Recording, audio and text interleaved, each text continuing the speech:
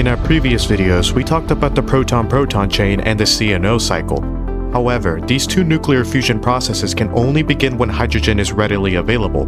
So what happens when a star runs out of hydrogen to burn? Well, it doesn't die, not yet at least. Now, if the core is hot enough, it begins fusing helium instead, in a process called the triple alpha reaction. The triple alpha reaction begins when two helium-4 nuclei fuse to form beryllium-8, a highly unstable nucleus that decays in under a second.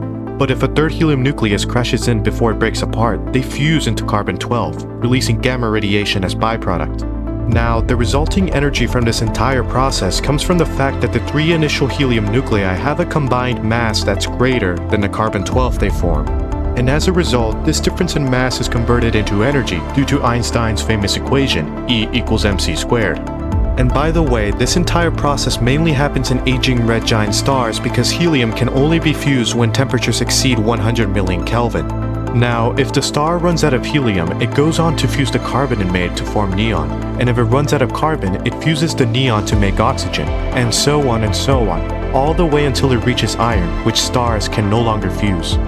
In the end, without the triple alpha process, there will be no carbon, no oxygen, and no life as we know it, just hydrogen and helium drifting through the void of space.